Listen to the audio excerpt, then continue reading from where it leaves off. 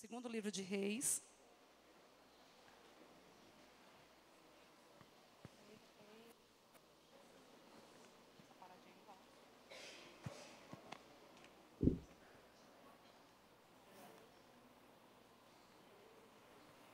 Capítulo 6, a partir do versículo 24.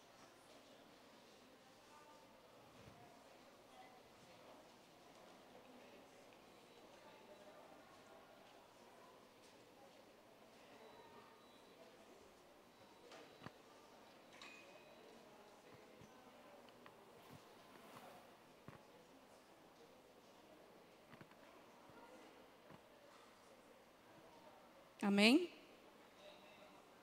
Tem alguém no ai de mim?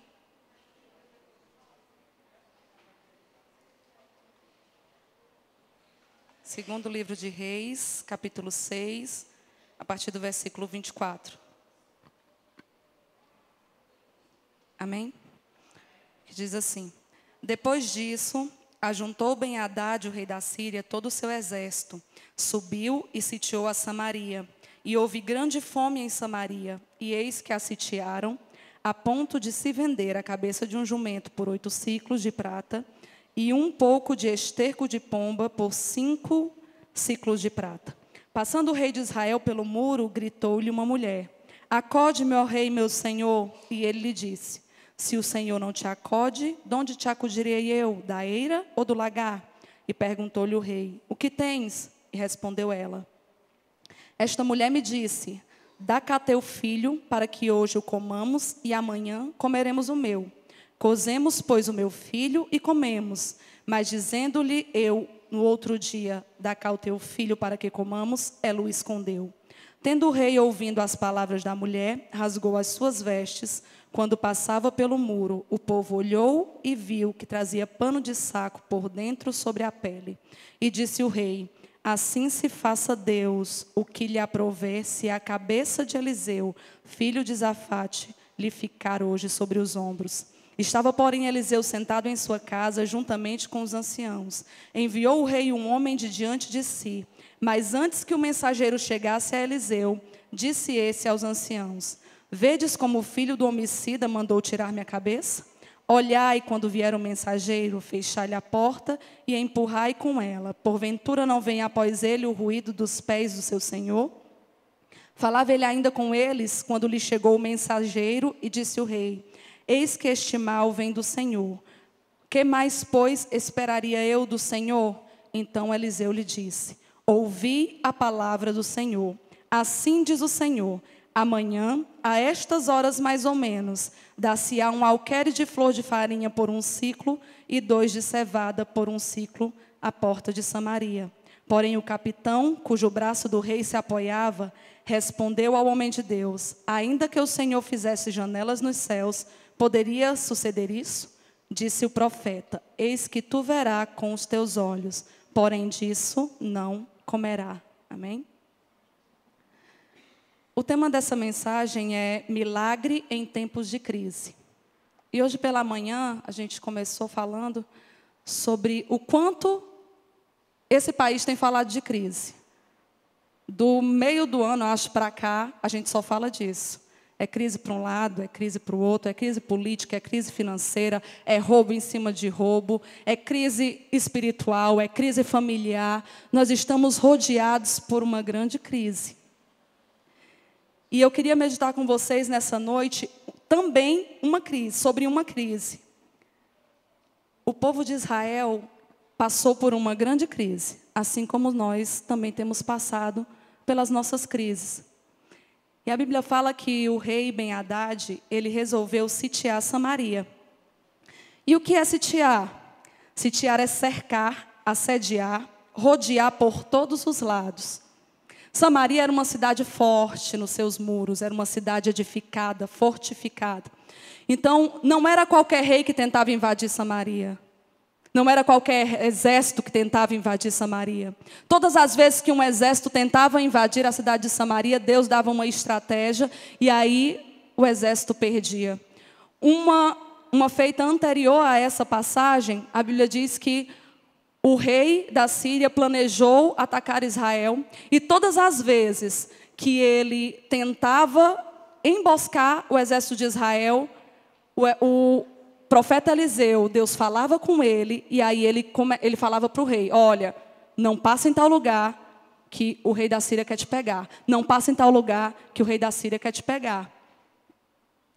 E aí o rei da Síria pegou e chamou todo mundo e disse, vem cá, quem é o dedo duro aí? Quem é que está contando para o exército de Israel onde é que eu vou pegar eles? Porque todas as vezes que eu tento pegá-los, eles sabem da minha emboscada. Aí um deles disse, não, meu senhor, não somos nós não. Tem um homem de Deus em Samaria, que todas as vezes que tu pensa na tua câmara de dormir, que tu fala na tua câmara de dormir, onde tu vai emboscar Israel, Deus fala com ele e ele fala com o rei. E aí o rei da Síria ficou muito furioso e resolveu ir atrás de Eliseu. Chamou todo o exército e foi até onde Eliseu estava. E aí Eliseu orou a Deus e aquele exército foi tomado de uma cegueira. E ele disse, olha, o cara que vocês estão procurando não está aqui não. Está lá em Samaria, vamos lá. Aí saiu carregando o exército com ele. Quando chegou no meio da cidade, o rei disse assim, e aí, vamos ferir eles? Posso matar? Ele disse, não. Você pode matar quem você pegar com a sua espada. Mas esses aqui você vai dar de comer, vai dar de beber e vai mandar de volta. E aí mandou eles de volta. E aí o rei da Síria tentou uma nova estratégia, que foi sitiar a cidade de Samaria. E é uma estratégia que o inimigo tem usado conosco. Quando ele nos vê como cidade fortificada, quando ele olha para você e vê um jovem cheio do Espírito, e vê um jovem cheio de Deus, vê uma mulher cheia de Deus, um homem cheio de Deus, que quer buscar, que quer fazer a vontade de Deus, ele sabe que vai ser difícil te invadir, ele sabe que vai ser difícil lutar contra a tua vida, então ele encontra uma nova estratégia, que é te sitiar. E a primeira coisa que acontece quando um exército sitia uma cidade é desviar a água. Eles desviavam todas as fontes de água que entravam para a cidade. Que também é uma estratégia que o nosso adversário usa conosco. Quando o nosso inimigo sitia a nossa vida com uma crise, uma das primeiras coisas que ele faz é desviar a nossa água, é desviar a verdade da palavra em nós, é desviar o desejo de ler a Bíblia, é desviar o desejo de ouvir a voz de Deus e obedecê-la, é desviar, aleluia, todas as fontes de água que nos levam para perto de Deus. Você pode ver, quando uma crise começa a se alastrar na sua vida, pode ser em qualquer departamento. Uma das primeiras coisas que acontece é a gente amolecer para ler a Bíblia. A gente passa a ler a Bíblia só na hora que está no culto.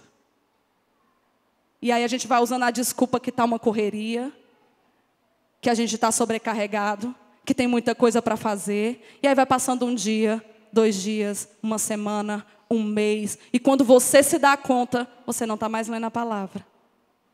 Porque você está sendo sitiado e não está percebendo. A segunda coisa que eles fazem, depois de sitiar, ou depois de desviar a água, é queimar as portas. E eu entendo que a porta é o lugar por onde entrava a provisão.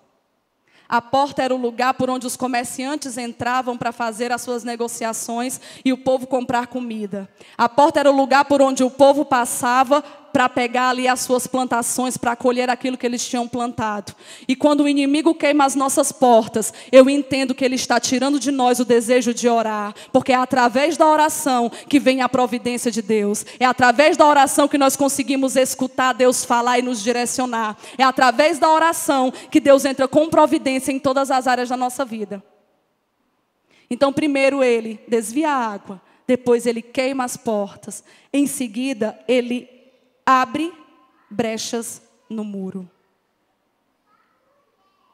Os muros das cidades fortificadas eram bastante largos. Se você ver nessa passagem que a gente leu, o rei ia passando no muro.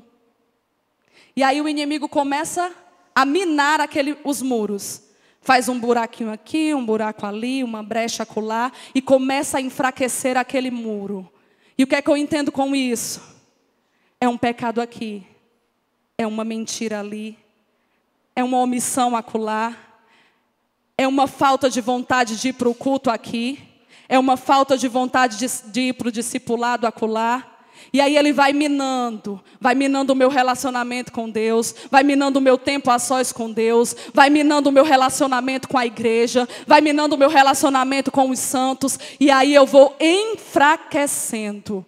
E a Bíblia diz que Samaria começou a ficar numa situação tão terrível, que eles começaram a comprar cabeça de jumento. A provisão foi acabando, a alegria foi acabando, a esperança foi acabando, e a crise foi se alastrando. A crise, ela começa pequena, a gente nem percebe. A gente nem percebe. E aos poucos ela vai. Se a gente não estiver ali todo o tempo na direção de Deus, ela vai se alastrando e quando você percebe, você já está numa cidade sitiada. E tem muita gente. A gente tem várias reações. Várias pessoas têm reações diferentes em tempos de crise. E a reação do rei, quando ele se deparou com essa conversa dessa mulher dizendo que, vem cá, rei, resolve aqui esse problema para mim.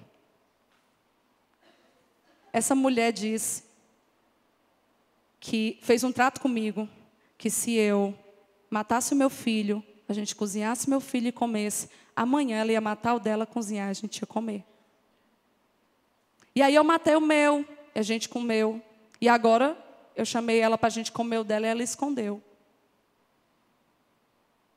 Quando o rei se deparou com isso, parece que a ficha dele caiu. E aí ele rasgou as suas vestes. E ele procurou a pessoa certa. Só que ele procurou da forma errada.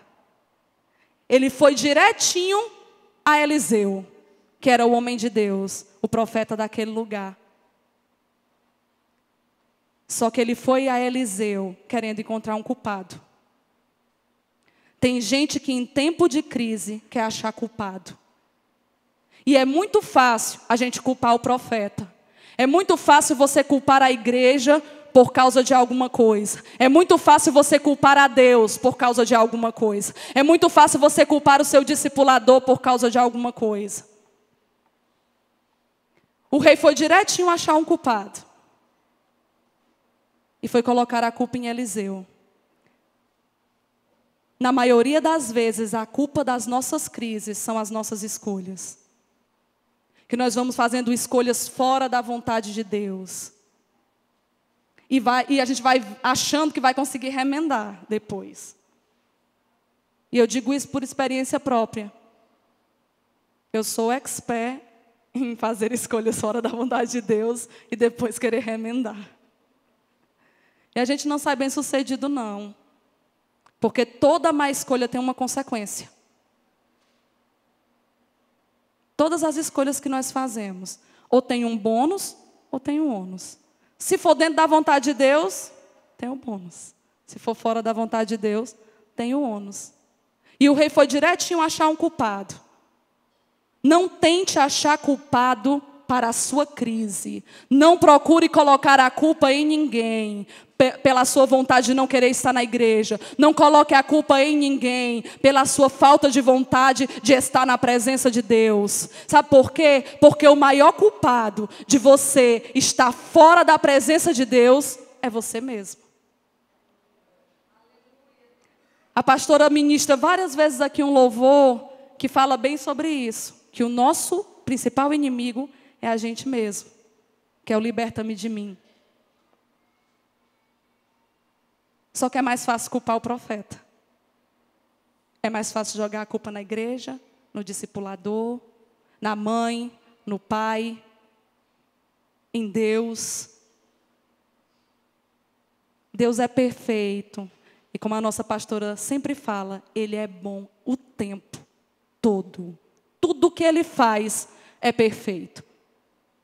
E aí o rei foi lá e disse, é o seguinte, eu vou arrancar a cabeça de Eliseu. A culpa é dele. Eu acho que ele pensou, se eu tivesse matado o exército todinho naquela vez que ele cegou, todo mundo veio, todo mundo para o meio de Samaria, estava tudo resolvido, não tinha mais inimigo contra nós agora. Está aqui a gente sitiado, a mulher comendo aí o filho e eu aqui desesperado. Você não precisa arrancar a cabeça de ninguém. Deus tem uma palavra de vitória para a sua vida. Deus faz milagre em tempo de crise. Deus é um Deus que age no impossível. Aquilo que eu não consigo fazer está nas mãos de Deus para ser feito. E Ele é fiel para cumprir tudo aquilo que Ele diz que vai fazer. Existia um homem de Deus em Samaria. Diga, homem de Deus. Diga, homem de Deus. De manhã a gente conversou um pouco sobre essa parte de homem de Deus, que uma ministração que a Edna tinha feito pouco antes da palavra falava um pouco sobre isso. De que essa palavra homem de Deus está meio defasada. Porque a gente associa a palavra homem de Deus a quem pula, marcha, rodopia, voa, profetiza, tem visão, revelação. E ser homem de Deus não é isso. Ser homem de Deus não é... Eu ter um dom não diz que eu sou uma mulher de Deus. O que me faz mulher de Deus e o que te faz mulher de Deus, homem de Deus, jovem de Deus, criança de Deus, senhora de Deus, é obedecer à vontade dEle. É fazer aquilo que Ele quer. É escutar a voz dEle e executar exatamente da forma que Ele diz.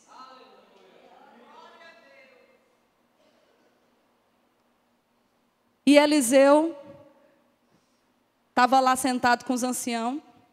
E aí Deus falou logo para ele, ó, é o seguinte, está vindo um mensageiro aí que o rei quer arrancar tua cabeça.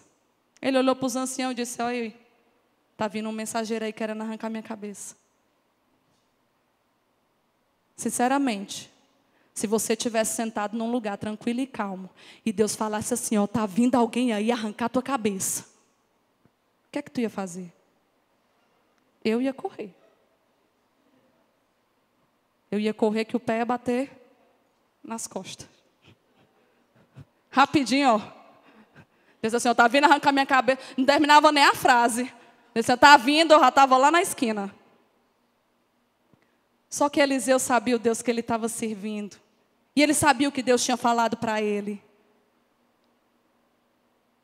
Quando a gente está sensível à voz de Deus, a gente ouve o que Ele diz e o nosso coração se tranquiliza. Não importa o tamanho da crise, não importa o tamanho do problema, não importa o tamanho da situação. Quando você está sensível à voz de Deus, você escuta essa voz e o seu coração se tranquiliza.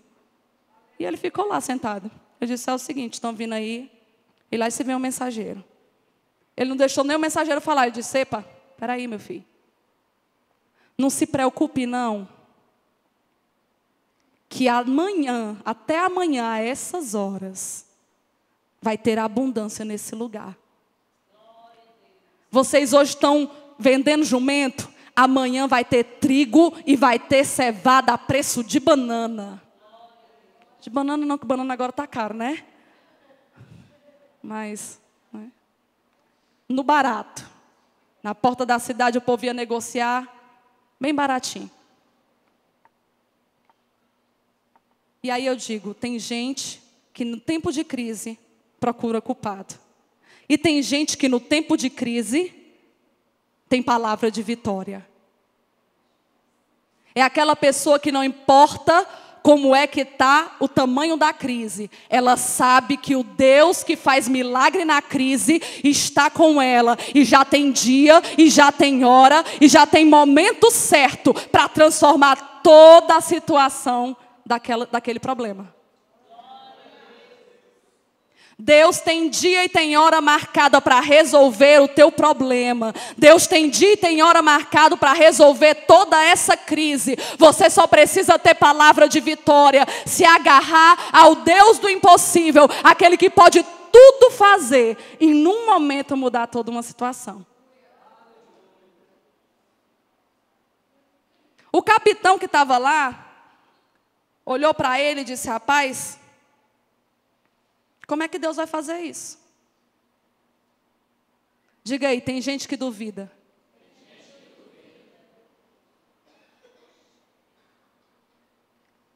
daqui que plante, daqui que regue, daqui que cresça, daqui que colha, para vender a preço barato na porta da cidade, ó.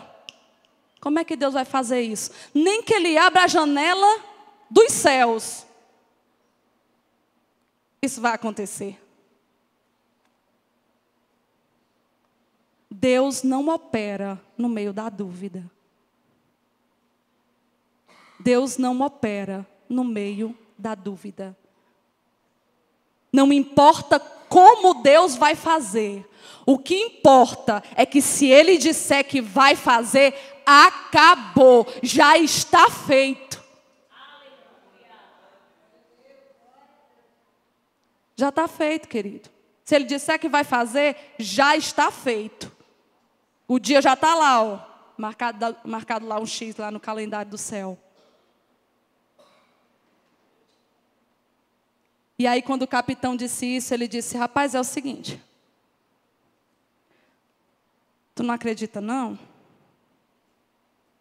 Pois tu vai ver, mas tu não vai comer. Tu vai ver se cumprir, mas tu não vai comer.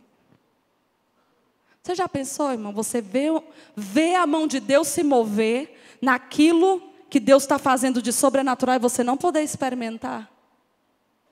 Porque você colocou a dúvida no seu coração de que Deus era capaz de fazer até mais do que você está pensando. E assim foi o capitão. Enquanto eles conversavam do lado de dentro, Deus estava movendo o impossível do lado de fora.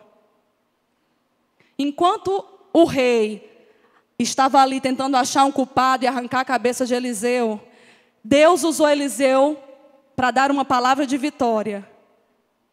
O capitão duvidando e Deus agindo do lado de fora. Deus é muito criativo.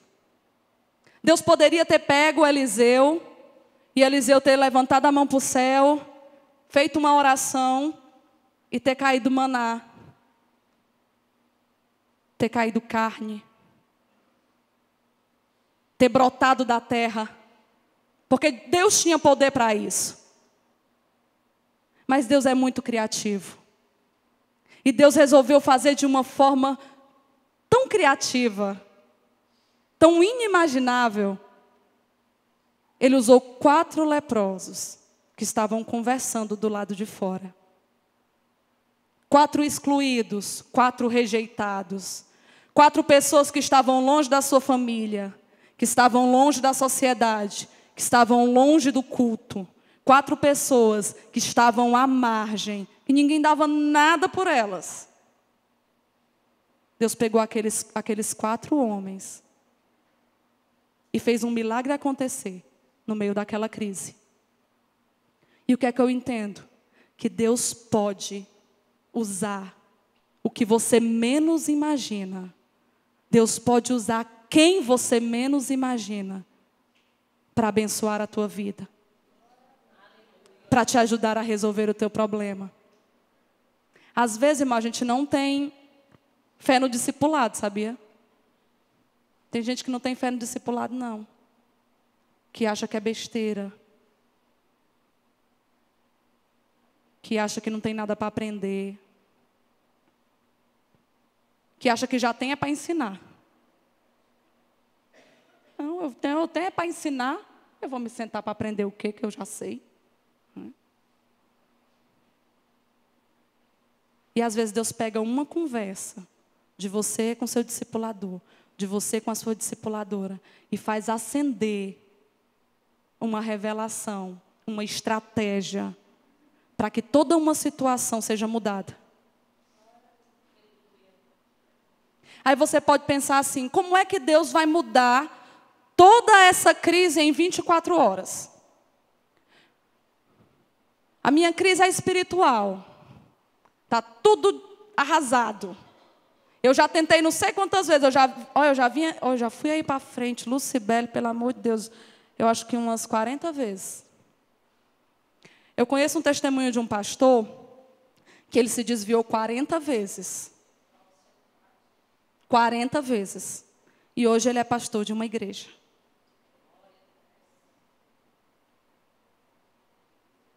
Como é que Deus vai resolver isso em 24 horas? Deus não tem poder para isso, não.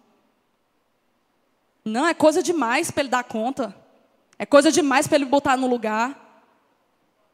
Eu vou afundando, afundando, afundando. Eu já cavei um buraco bem grande, não consigo mais sair dele. A Bíblia fala de uma mulher que já estava há 12 anos com uma enfermidade. E ela já tinha passado em todos os lugares, em todos os médicos. Já tinha gastado tudo que ela tinha. E ela ouviu falar da fama de Jesus. Ela ouviu falar que existia um Jesus que fazia milagre. Um Jesus que curava. Um Jesus que fazia paralítico andar. Um Jesus que ressuscitava mortos. Se Jesus tem o poder de ressuscitar um morto, imagina o que Ele pode fazer com a tua vida. Imagine o que Ele pode fazer nessa tua crise. E aquela mulher já estava há 12 anos. E ela ouviu falar da fama de Jesus. E a Bíblia diz que ela rompeu todas as dificuldades que ela tinha. E ela foi até onde Jesus estava. Rompeu uma multidão e tocou na orla, na veste de Jesus. E um toque dela fez resolver um problema que 12 anos se estendia. Um toque dela foi o suficiente para que saísse virtude de Jesus e tudo fosse resolvido. Era 12 anos de luta, 12 anos de sofrimento, 12 anos de dor, 12 anos andando curvada, 12 anos sangrando. E apenas um toque fez com que toda aquela situação mudasse. E eu digo para você nesta noite que um toque seu na orla das vestes de Jesus pode colocar toda a tua crise por terra e colocar tudo no seu lugar. Deus é poderoso para isso.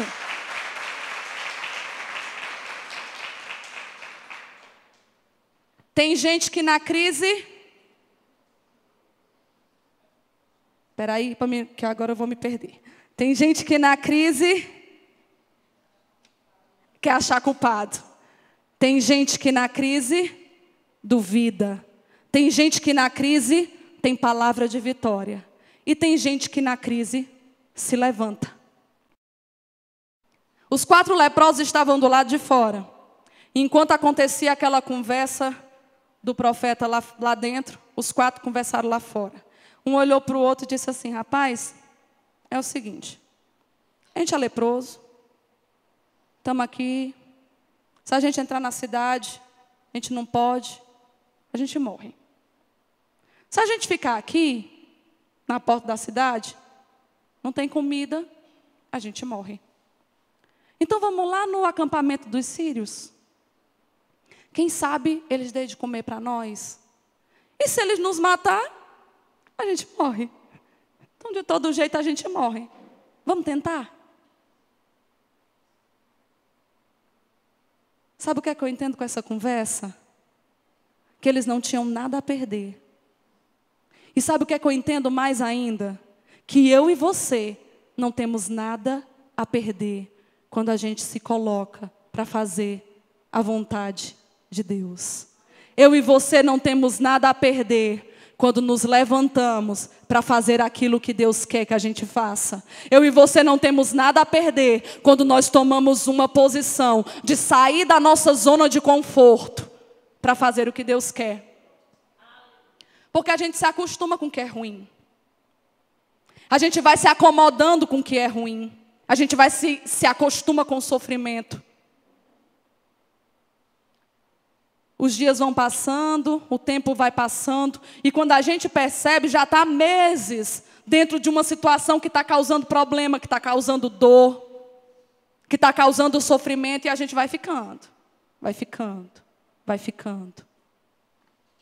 E aqueles leprosos, a primeira coisa que eles fizeram naquela conversa foi entender a condição deles. Se eu ficar, eu morro. Se eu entrar, eu morro. Se eu for atrás de comida, eu morro. Mas eu preciso fazer alguma coisa. Você não pode ficar acomodado na situação que você está. A gente não pode se acomodar dentro da crise. Precisamos fazer alguma coisa. E a primeira coisa que aqueles leprosos fizeram foi se levantar. Não tem como sair da crise sentado. Não tem como sair da crise deitado na minha rede, se balançando e esperando. Eu sei que eu já tentei sair da crise assim. Já tentei ficar em casa esperando assim, algo sobrenatural acontecer. Tipo, alguém bater na minha porta e dizer, o anjo do Senhor. Uma coisa assim. Não deu certo. Então, a primeira coisa que eu preciso fazer é me levantar. É tomar uma posição. É tomar uma decisão de não aceitar mais estar na condição que eu estou. Eu não aceito mais uma vida espiritual falida. Eu não aceito mais uma vida familiar desestruturada. Eu não aceito mais uma vida financeira destruída. Eu não aceito mais uma vida sentimental, conjugal, toda atravessada. Eu preciso me levantar. É isso, eu morro.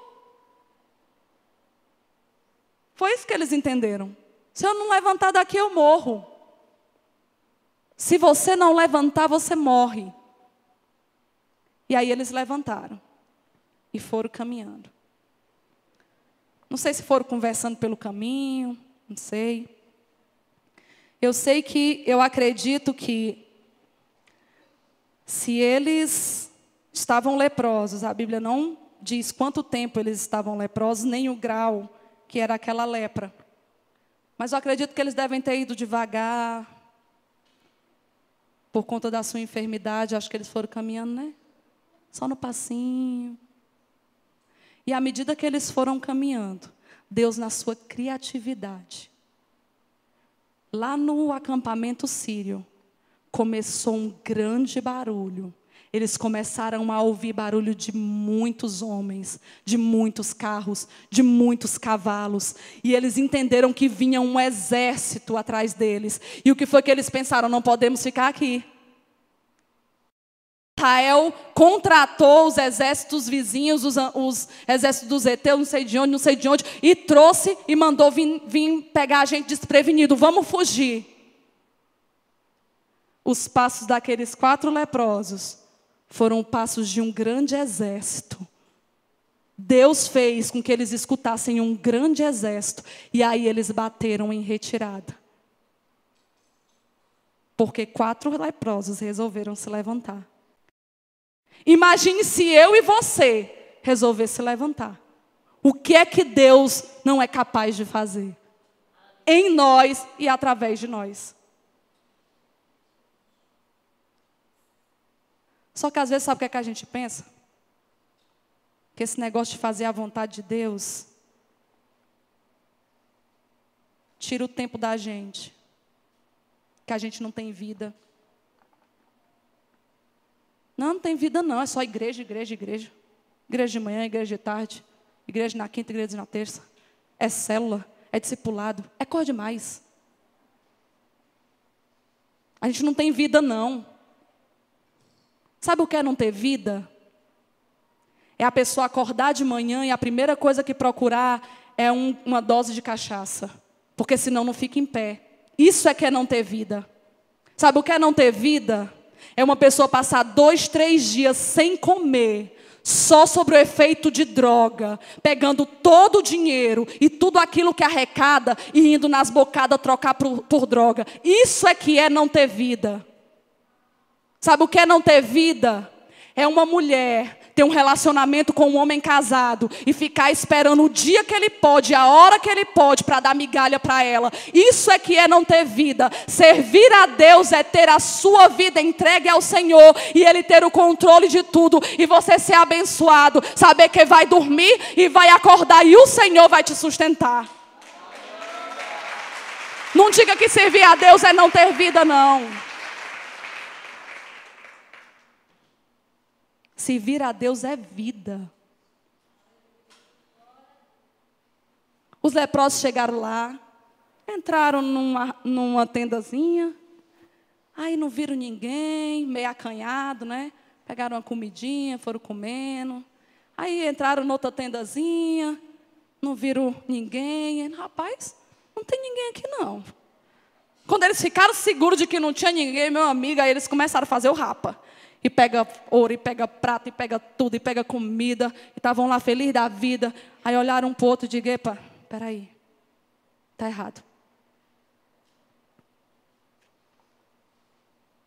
A gente não pode ficar com isso aqui só para nós, não. A gente tem que anunciar as boas novas. De manhã eu até brinquei que se eu fosse uma das leprosas, depois de eu ter sido excluída, ter sido colocada para fora da cidade, ter ficado longe de toda a minha família, ter ficado longe do culto, ter ficado longe da sociedade, e para chegar perto de alguém ter que ficar gritando que eu sou imunda, quando eu me desse de cara com aquela ruma de comida, aquela ruma de ouro, você acha que eu ia avisar para o rei? Nunca serão, né? Nem a pau. Primeira coisa que eu ia pensar é agora eles vão ver, agora eu estou na bênção. Recusa esse discurso. Recusa esse discurso que agora você está no palco e o povo e o restante está na plateia. A bênção de Deus é para ser compartilhada, repartida. As boas novas são para ser anunciadas. Aqueles 4 leprosos estavam ali e logo caíram em si, correram para a porta da cidade e começaram a gritar para os porteiros: olha, tem comida aqui fora, tem ouro aqui fora, tem fartura aqui fora. Os sírios foram todos embora. Os porteiros correram para o rei e foram avisar para o rei. Aí o rei disse não. Está errado. Com certeza eles estão armando uma emboscada para nós. Está errado. Não é não. Isso aí não é Deus não. O rei estava tão focado no problema que ele não conseguiu enxergar o sobrenatural de Deus. A visão do sobrenatural estava bem curtinha na vida daquele rei. O profeta já tinha falado que Deus ia fazer um milagre. Que em 24 horas eles iam ter fartura e abundância. E o rei começou a ver aquilo acontecer e não percebeu. Ele disse não. Foi Deus não. Não é Deus não. Às vezes o mover de Deus já começou. O agir de Deus já começou. Deus já começou a puxar de um lado, puxar do outro, tirar uma coisa do lugar, colocar outra no lugar. Deus já começou a apertar o teu pescoço. E você diz assim, oh, não, é Deus não. Não é Deus não. E aí ele disse, vamos fazer o seguinte, vamos pegar uns 5 cavalos, vamos mandar na frente, para olhar se esse negócio é verdade, né? Aí se for, aí vocês vêm avisar para nós que a gente vai e vai lá tomar posse. E assim eles fizeram. Os homens foram até lá. Quando chegaram lá, puderam perceber que tudo foi deixado como se eles tivessem saído com muita pressa. Então, estava tudo lá intacto. Soltaram tudo e deixaram lá. E aí eles seguiram no caminho, procurando o exército sírio. E a Bíblia fala que eles foram vendo pelo caminho que até as roupas e as armas os sírios deixaram. Deixaram tudo. Tudo que Israel precisava estava lá. A comida estava lá. A provisão estava lá. As roupas estavam lá. As armas estavam lá. Tudo que Israel precisava, tudo que você precisa, Deus vai prover. Aleluia. Tudo que você precisa para que essa crise seja colocada por terra, para que essa crise tenha fim, Deus vai providenciar para você.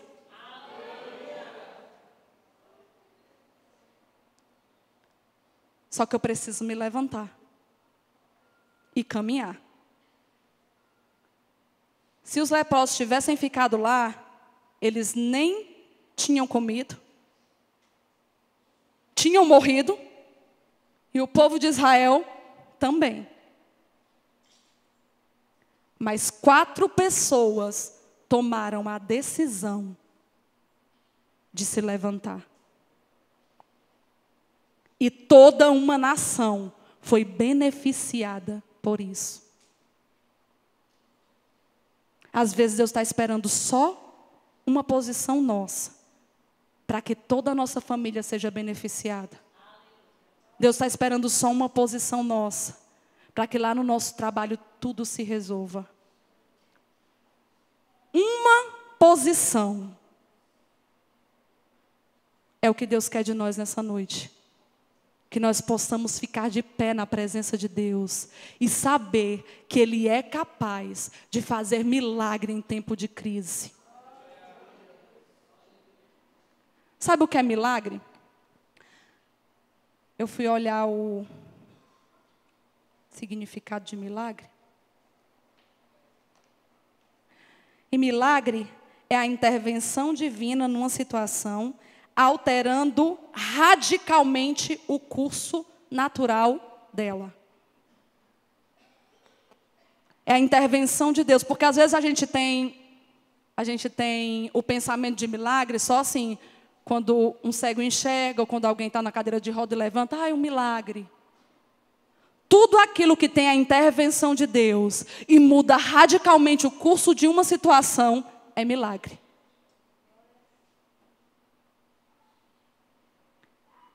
E a nossa fé, ela gera uma atmosfera de milagre. E o povo foi ali, invadiu, chegou, pegou tudo. E a palavra diz, lá no versículo 18, do 18 ao 20, diz assim: assim se cumpriu o que falara o homem de Deus ao rei. Amanhã, a estas horas mais ou menos, vendeciam 2 alqueires de cevada por 1 siclo e uma flor de farinha por 1 siclo à porta de Samaria. Aquele capitão respondera ao homem de Deus: ainda que o Senhor fizesse janela nos céus, poderia suceder isso segundo essa palavra? E dissera o profeta: eis que tu verás com teus olhos, porém disso não comerá. E assim lhe sucedeu, porque o povo atropelou na porta e ele morreu.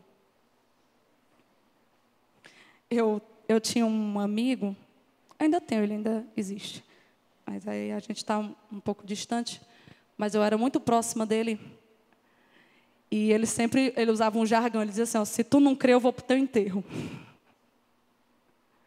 Sem fé é impossível agradar a Deus. A fé gera a atmosfera do milagre. Então que nessa noite você possa sair daqui crendo que o Deus de milagre é capaz de mudar qualquer crise em qualquer instância. Eu estou 1 ano de crise, eu estou 1 dia de crise, eu estou 12 anos de crise, eu estou 38 anos de crise. Não importa o tempo da crise. Não importa que tamanho é a crise. O que importa é o tempo de Deus e o tamanho que é o nosso Deus. Eu só preciso estar firme, permanecer de pé.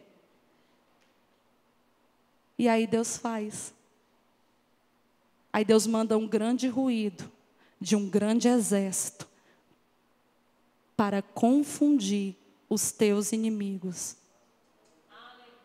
e trazer a providência que você precisa. Amém? Eu agradeço essa oportunidade em nome de Jesus.